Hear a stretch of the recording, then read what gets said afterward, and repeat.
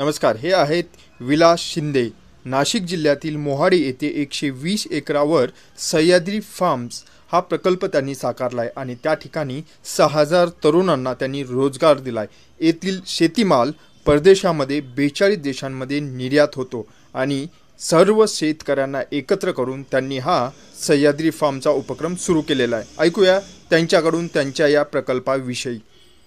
खरं म्हटलं तर शेतीकडे जे आज पाहिलं जातंय एक थोडंसं आपण एखाद्या त्याला पुस्तकी भाषेत म्हणता येईल किंवा मग थोडंसं एक आपण त्याला ग्लॅमरस म्हणता येईल. ग्लॅमरस नाही, मग जसा शब्द वापरला, ग्लॅमर बिलकुल नाही. म्हणूनच काही जो काय असेल तो तिथला उपस्थितीचा फरक असेल, पण त्याला एक आपण थोडंसं भावनेच्या नजरेने बघतो. काही कल्पना ज्या आहेत पुस्तकी कल्पना तशी वस्तुस्थिती नाही आहे. तर आज जर पाहिलं तर प्रत्येक शेतकरी जो कोणी शेती करतोय तो संघर्ष करतोय की त्याचा रोजचा प्रपंच जसं जे काही घर चालण्यासाठी जेवढं काही त्याला कोणाही कुटुंबाला एक सन्मानाने जगता येईल एवढं उत्पन्न मिळावं ही कोणत्याही सर्वसामान्य माणसाची अपेक्षा असते, ती मिळवण्याचा संघर्ष करतोय.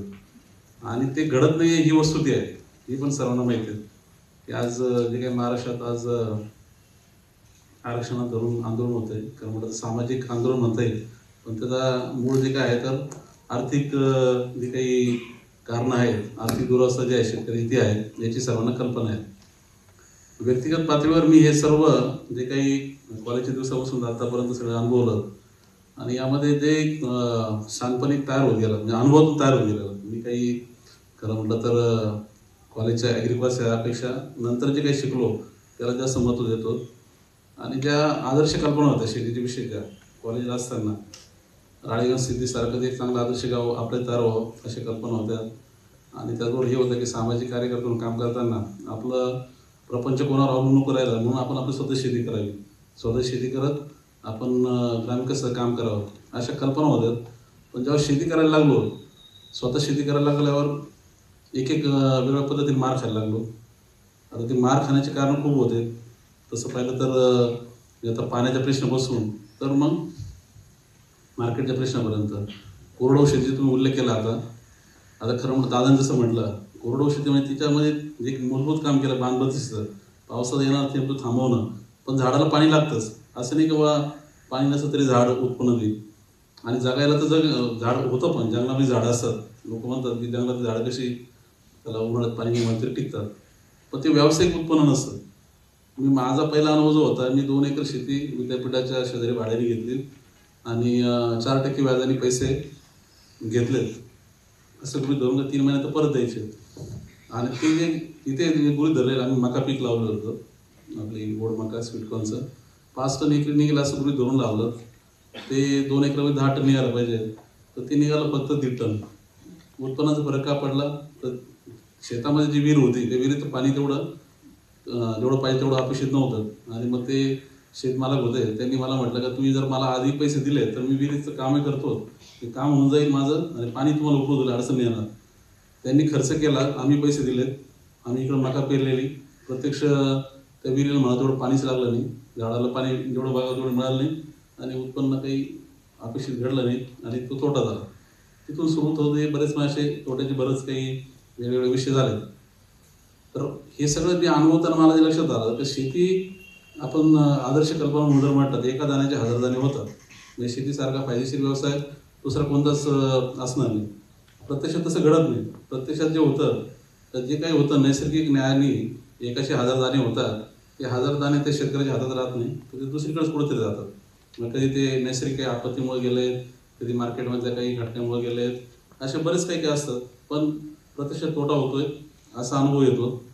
आणि मग यामध्ये जे एक थोडं व्यक्तिगत अनुभव तुझ्या शांतपणे गेला, शेतीमधला तोटा न होता शेती फायदेशीर करायची म्हणजे करायचं काय, तर जेवढे तोट्याचे कारण आहेत त्याच्यावर सगळे आपल्याला ते उत्तर शोधावं लागतील. आपल्या शेतकरी भाषेत जर पाहिलं, एका शेतापासून दुसऱ्या क्षेत्रापर्यंत जर पाईपलाईन घेऊन जात असेल मी, तर एकूण जेवढं पाणी तेवढंच इकडं पडायचं असेल तर ती पाईपलाईन पूर्ण लीक प्रूफ पाहिजे. प्रत्यक्षात जमिनीखाली असते त्याच्यामुळे लक्षात येत नाही, त्यामुळे ते लीक झालेले आहेत आणि असे खूप लिकेजेस असतात. त्यातलं मी एखादं मला जेवढं लक्षात आलं तेवढं लीक काढलं, म्हणून ती पाईपलाईन पूर्ण ती मला अपेक्षित असं रिझल्ट दिला असं होत नाही. जर मला तसं करायचं सगळे लीक काढायला पाहिजे. शेतीमध्ये जर तोटा भरून काढायचा माणूस सगळे लीक काढायला पाहिजे. मग ते लीक खूप येतं. शेतामध्ये उत्पादन होताना आहेत, बाजारात गेल्यानंतर बाजारामध्ये तिथल्या मग काही तो नाशवंत माल असेल तर मग माल नंतर खराब होत असेल, बाजारातल्या घटकामध्ये असेल, एवढे सगळे जर काढायचे असतील तर मग आपल्याला आपली संघटित ताकद असं तरच होऊ शकतं, एकट्याच्या पातळीवर शक्य नाही. हे काही शहाणपण जे तयार होत गेलं आणि तेव्हा तुम्ही जसं उल्लेख केला जागतिक बाजाराशी जास्त संपर्क आला तर अजून एक जे शहाणपण आलं किंवा म्हणजे जे चांगल्या पद्धतीने समजलं, जे शरद जोशींनी मांडलं की जागतिक अर्थव्यवस्थेमध्ये भारतीय शेती जर फायदेशीर व्हायची असेल तर त्याला एक तर पहिले स्वातंत्र्य पाहिजे, त्याचबरोबर त्याला सगळ्या त्या बाजारपेठेपर्यंत त्याला टिकण्याची त्याच्याकडे ताकद पाहिजे, तंत्रज्ञान त्याच्या हातात पाहिजे, एवढी क्षमता पाहिजे. हे सगळं जुळून आणावं लागेल आणि हे जुळलं तरच शेतीमध्ये बदल दिसेल. ते आम्ही जेव्हा सह्याद्रीच्या माध्यमातून करत गेलो तर प्रत्यक्ष चित्र वेगळं तयार झालं. आज सह्याद्रीचे आकडे म्हणजे हे काही एका व्यक्तीचे नाही, जे समूह असेल एकत्र मिळून जे काय आज सह्याद्रीचे सर्व सभासद आहेत सर्वांचे मिळून ते अशा प्रकारची एक भक्कम व्यवस्था उभी राहिली आणि व्यवस्था आता एवढी भक्कम उभी राहिली की आता कोणताही प्रश्न आला तरी त्याला काही आता आम्ही त्याच्यावरून थांबू शकत नाही, त्याच्यातून उत्तर शोध पुढे जातोय. म्हणजे सरकार जे करू शकत नाही ती आता शेतकऱ्यांची एकत्रित ताकद करते. तर हा सगळा प्रवास जो व्यक्तिगत म्हणजे मी स्वतः पाहिलं तर त्यातून जे लक्षात येतं की शेतीचं जे काही आज दुरावस्था आहे किंवा जे काही त्याच्याकडे दृष्टिकोन आहे तो जर बदलायचा असेल तर शेतीला पहिला एक शाश्वत व्यवसाय म्हणून आणि त्याचबरोबर सन्मानाने जगता येईल एवढं उत्पन्न त्याला हाय त्या क्षेत्रातून मिळालं पाहिजे. आपल्याकडे 90% शेतकरी हे 2 एकर 3 एकर शेतकरी आहेत. दादरसारखं एवढं 100 एकरपेक्षा जास्त क्षेत्र असलेलं तालुक्यामध्ये मोजके 2-3 शेतकरी दिसतील. 90% तर 2 किंवा 3 एकर सरासरी क्षेत्र आहे आणि 3 एकरामध्ये सन्मानाने जगता येईल एवढं उत्पन्न म्हणजे नक्की काय. आज आता सरासरी मध्यम वर्गाचं जरी आपण त्याचं बघितलं खर्च तरी साधारण 50,000 रुपये दरम्यान महिन्याला खर्च आहे. 50,000 रुपये जर महिन्याला खर्च आहे तर वर्षाला 6 लाख रुपये एवढं उत्पन्न आहे त्या क्षेत्रातून कसं मिळेल. इकडे ह्या दृष्टीने आता सगळं शेतीचं विचारधारा ठेवावा लागेल किंवा तशा प्रकारची व्यवस्था उभी करावी लागेल तर मग माणूस तो शेतीतून बाहेर पडणार नाही, तर तो आहे तिथे टिकत थांबायला तयार होईल. प्रत्येकाला आज गावातून बाहेर पडावंसं वाटतं, प्रत्येकाला शेतीतून बाहेर पडावंसं वाटतं. या पुण्यामध्येच आज जर पाहिलं तर मराठवाड्यातून कमीत कमी आज 50,000 ते 1 लाखाच्या दरम्यान मुलं फक्त स्पर्धा परीक्षा तयारी करायला इथं आज राहत आहेत. पुण्याच्या आम्ही मध्यंतरी थोडीशी काही आकडेवारी काढली होती. म्हणजे पुण्याच्या शहरामध्ये जवळजवळ 4 ते 5 हजार कोटी हे ग्रामीण भागातून इकडे ह्या स्पर्धा परीक्षेचे क्लासेस म्हणा किंवा ते त्यांच्यासाठी राहायची व्यवस्था म्हणा किंवा त्याच्यासाठी खाण्याची व्यवस्था असतील याच्या निमित्ताने ते येत आहेत. इकडचं तो कशासाठी तर एक सरकारी नोकरी, एक शाश्वत उत्पादन साधन, ते जर ते जागेवर म्हणायचं तर कशाला येईल. आणि हे आता हे जे काही आहे सगळे प्रश्न पाहिले तर सगळे आर्थिक प्रश्न आहेत. शरद जोशींनी एक त्यांनी जी कल्पना मांडली होती, जर शेतीची आणि ग्रामीण भागाची जी काही आता सध्या झाली दुरावस्था ती बदलायची असेल तर मार्शल प्लॅन सारखी कल्पना मांडली त्यांनी. तशी एक मार्शल प्लॅन सारखी गोष्ट राबवली पाहिजे असं त्यांनी मांडलं होतं. ज्यांनी शेतीची ही दुरावस्था केली म्हणजे काही एक्सप्लोटेशन झालं असेल तो सगळाच घटक, तो शहरातला घटक, इंडस्ट्रीमधला घटक, त्यांनी शेती उभी करायला परत तशा प्रकारची गुंतवणूक करावं लागेल, त्याला पुढाकार घ्यावा लागेल. जे दुसऱ्या महायुद्ध थोडे झालं जे त्या राष्ट्रांनीच पराभूत राष्ट्र उभं करायला या पद्धतीने मार्शल प्लॅन राबवला तर तसं करायची गरज आहे. आणि मोठ्या ताकदीने शेतीमध्ये गुंतवणूक होणं, तंत्रज्ञानाचा वापर होणं, संघटित पद्धतीने शेतकरी एकत्र येऊन त्यांचा व्यवसाय स्वतःच्या ताकदीवर कोणत्याही सरकारचे पुढारी घेता की त्यांच्या स्वतःच्या ताकदीवर त्यांचा शेती व्यवसाय हा आर्थिकदृष्ट्या संपन्न आणि त्याचबरोबर शाश्वत करताय असा दृष्टिकोन चालावा लागेल. तर सह्याद्रीने ती दिशा पकडली आणि प्रत्यक्ष आज जे काही 12 वर्षात आहे काही प्रमाणामध्ये ते घडताना आम्ही बघतोय आणि दिसतंय की आता आपण या 30 वर्षानंतर आता खऱ्या वाटेवर चाललो. म्हणजे आता तसं पाहिलं तर पाया भरणीच आहे. म्हणजे आम्ही काही खूप मोठं यश संपादन केलं असं वाटत नाही. जे काय आहे ते पाया भरणीच आहे, पण आता योग्य दिशा सापडली असं म्हणायला काही हरकत नाही. संशोधनासाठी त्यामध्ये भांडवल गुंतवणूक करावं लागते, वेळ द्यावा लागतो. आता आपण ताईंनी जी सांगितली पूर्ण सगळी मेंढीची स्टोरी त्यामध्ये कोणीतरी 15-20 वर्ष त्यामध्ये वेळ दिला आहे, तेवढं त्यासाठी जर काही गुंतवणूक झालेली आहे तेव्हा नंतर ते संशोधन काही प्रत्यक्ष क्षेत्रापर्यंत येतं. तर असं संशोधन आता हे आपल्या पिकामध्ये होतंय का हा एक मोठा प्रश्न आहे. आणि आता द्राक्षासारख्या पिकामध्ये आता आम्ही बघतोय की सध्या जे आम्ही वाण वापरतोय पारंपरिक वाण थॉम्सन म्हणून जात ती पण खरं म्हटलं तर ती बाहेरूनच आलेली एक साधारण 60 वर्षापूर्वी, आणि ती जात किंवा तिचे जे काही असतील उपप्रकार म्युटेशन तर ते जास्त महाराष्ट्रात वापरले जातात. 90% हे ह्या थॉम्सन जातीचे सगळे प्रकार आपण उत्पादन करतो. पण आता बदलते वातावरण जर पाहिलं तर जर थोडंसं जर ढगाळ वातावरण झालं, साधारण जानेवारी ते एप्रिल हा द्राक्ष हार्वेस्टिंगचा सगळा काळ असतो, थोडं जरी ढगाळ वातावरण झालं किंवा एका दोन दिवशी पाऊस पडला तर ते द्राक्ष पूर्ण तयार झालेली क्रॅक होऊन जाणार झाडावरच, आणि हातातोंडात आलेला घास तो पूर्ण वाया जाणार आणि मोठ्या प्रमाणात नुकसान होणार. अशा प्रकारची परिस्थिती आता सातत्याने बघतोय. आणि द्राक्षातल्या सर्वच फळपिकांमध्ये जिथे जिथे नाशवंत पिकं त्याच्यामध्ये जास्त त्याचे फटके बसतात. आणि मग दुसरीकडे ग्राहकाच्या बाजूला काय की ग्राहक आता आपण जर कोणत्या ग्राहकाच्या नजरेने पाहिलं तर ग्राहक सगळ्या जगात जेवढे असले तेवढे सगळे पर्याय आहेत त्याला उपलब्ध झाले. खरा राजा आता ग्राहक आहे. शेतकरी राजा वगैरे तर कधी नव्हता मी, आणि आज तर बिलकुलच नाही. खरा राजा तो ग्राहक आहे, कारण त्याला सर्वात जास्त पर्याय झाले. तर तो ग्राहक आता तो पण झाला. जगभरातल्या अशा नसतील गोष्टी त्याच्यापर्यंत येत आहे, तर जो सगळ्यात चांगला पर्याय त्याला हात लावतोय.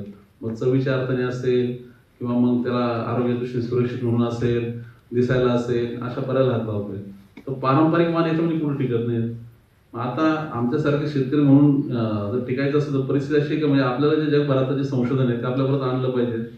ते जास्तीत जास्त म्हणजे काय असेल म्हणजे बेस्ट जगाच्या बाजारामध्ये आपण टिकू शकू. कारण स्पर्धा अशी झालेली आहे की आता मी जरी नाशिकमध्ये आडगावला छोट्या गावामध्ये द्राक्ष पिकवत असेल, पण मला जर युरोपच्या बाजारात द्राक्ष गेलं किंवा उद्या दिल्ली जरी विकायची असेल तर मला माझ्याबरोबर सौदाप्रिक कोणी द्राक्ष पिकवतोय, कोणी चिलीत पिकवतोय, कोणी पेरूत पिकवतोय, तर त्या शेतकऱ्याबरोबर मला त्या बाजारामध्ये मला टिकायचंय, त्याच्यावर तोंड द्यायचंय. तर तो जे काही आता हे करतोय सगळं संशोधन वापरतोय, जे लेटेस्ट सगळं टेक्नॉलॉजी वापरतोय, मला वापरावं लागेल. आणि त्या अर्थाने मग ते द्राक्षाच्या संदर्भात आम्ही पुढाकार घेऊन जगातले जे काही असे संशोधन झालेले आहेत, जे काही वाहन असतील ते आपल्याकडे आणायचा प्रयत्न केला. त्यामध्ये एवढं आहे की आता जे संशोधन होतंय हे खाजगी संस्थांमार्फत होतंय किंवा काही शेतकरी स्वतः मोठे शेतकरी काही जे अमेरिकेतले युरोपमधले ज्यांच्याकडे ताकद आहे, आर्थिक ताकद, त्यांनी संशोधनात पैसे टाकायला सुरुवात केली. कारण आपण जर पाहिलं तर बरंचसं संशोधन जगभर ॲग्रिकल्चरमध्ये झालं तर ते सरकारच्या पुढाकारातून झालेलं आहे. आपल्याकडे आजही ICAR किंवा आपल्या ॲग्रिकल्चर युनिव्हर्सिटी त्याच मुख्य जबाबदारी सांभाळतात. आणि अमेरिकेत तसंच परिस्थिती होती. तर साधारण 30-35 वर्षांनी पाहिलं तर काही असं खाजगी संशोधन मोठ्या प्रमाणात व्हायला लागलं. त्यांची स्वतःचे त्यांनी काही गुंतवणूक करायला लागले. सरप्लस जे काही भांडवल ते संशोधनात टाकायला लागलं. आता जे काही संशोधन करतात ते कोणी म्हणजे असं सामाजिक सेवा म्हणून करत नाही, ते व्यावसायिक आहेत. त्यामुळे ते व्यावसायिकदृष्ट्या असं जे संशोधन करतायत तर ते शेतकऱ्यांना देणं आणि त्यांच्याबरोबर ते पार्टनरशिप सारखं काही मॉडेल तर त्यांना रॉयल्टी तशी देणं, शेतकऱ्याला फायदा होतोय म्हणून त्याने त्या फायद्यातला काही हिस्सा रॉयल्टी स्वरूपात परत दिला. अशी मॉडेल आता हे सगळीकडे सगळ्याच पिकांमध्ये सर्रास पुढे यायला लागले. आणि खास करून जे थोडंसं हाय व्हॅल्यू क्रॉप ज्याला म्हणतो आपण, त्याच्यामध्ये हॉर्टिकल्चर क्रॉप्स असतील, फ्लोरिकल्चर असेल, त्यामध्ये सगळीकडे यायला लागले. आम्ही तोच जो काही प्रयत्न आहे का आपण संशोधन करू शकत नाही, कारण आपण व्यक्ती शेतीमध्ये ताकद नाही, आपल्या संस्थेची ताकद नाही, सरकारी यंत्रणांची आपण अपेक्षा करतो पण त्याच्यामुळे ते काम होत नाही. तर मग सध्या जे काही जगातले जे बेस्ट असं तंत्रज्ञान आहे ते आपण घ्या आणि त्याचा वापर आपल्या शेतामध्ये करा आणि त्यातून दोन्ही विन विन मॉडेल तयार होत आहे. तर हे सह्याद्री द्राक्ष जे काय त्याच्या निमित्ताने केलं. कॅलिफोर्नियामधले तिथली जी ब्रिडिंग कंपनी आहे ग्राफा म्हणून, तर त्यांच्याबरोबर सह्याद्रीचा करार झाला. कारण म्हटलं तर तो पण एक मोठी गोष्ट आहे. कारण आज भारतातील शेतकरी सगळे जण अपेक्षा करताय की असं काही आपल्या हातात चांगलं संशोधन यावं, काही टेक्नॉलॉजी यावी की ज्याने बाजार टिकू. तर ते ह्या अशा खाजगी संशोधनामध्ये व्यक्तिगत शेतकऱ्याला शक्यच नाही. कारण त्याला एकट्याबरोबर कोणी संशोधक काम करायला तयार नाही. त्याला पण भीती वाटते त्या शेतकऱ्याकडे जर संशोधन गेलं असं तर उद्या ती चोरी होईल किंवा त्याचा कोणी गैरवापर करेल. त्यामुळे ते कोणी भारतामध्ये अशा प्रकारचं संशोधन तयार नव्हते. पण शेतकरी उत्पादक कंपनी जी झाली, सह्याद्रीची एक ओळख झाली, सह्याद्रीची एक पूर्ण विश्वासार्हता तयार झाली आणि त्यामुळे त्या म्हणजे सह्याद्रीबरोबर पहिला करार झाला. सह्याद्रीच्या सभासदांसाठी आम्ही अशा जाती उपलब्ध करून देऊ आणि मग सह्याद्री सभासदांसाठी आता त्या ग्राफाच्या व्हरायटीज जवळजवळ 33 व्हरायटी तुम्ही नाव जे घेतलं त्या 1-2 व्हरायटी पण तशा 33 व्हरायटी आता आपल्याकडे आल्यात. आणि त्यातून आता एक वेगळी पूर्ण म्हणजे जागतिक बाजारात द्राक्षामध्ये आता कॉम्पिटिशन करायला एक ताकद तयार झाली भारतात. तर आता एक आहेच की आपण जर बघतो तर सगळ्या फळपिकांचा तर खप वाढतोय. आपल्याकडे मागच्या 20 वर्षामध्ये फळं आयात व्हायला सुरुवात झाली. निर्यात आपण करत होतो, पण आयात पण व्हायला सुरुवात झाली. आणि आज भारतामध्ये जवळजवळ 20,000 कोटीची फळं आयात होत आहेत. म्हणजे भारताचाच ग्राहक आज आता म्हणजे जो काही फळं खातोय, तो पैसा तो इतर देशातल्या शेतकऱ्यांना देतोय. तो जर आपल्या शेतकऱ्याच्या हातात आला, आणि हे केव्हा होईल की जेव्हा आपण तशाच प्रकारची उत्पादन आपल्या ग्राहकांना देऊ शकू. म्हणजे भारतामध्ये सुद्धा ही गरज आहे. जगाच्या बाजारात टिकायचं तर तुम्हाला गरज आहे. तर हे सगळ्याच गोष्टी आता या निमित्ताने होत आहेत.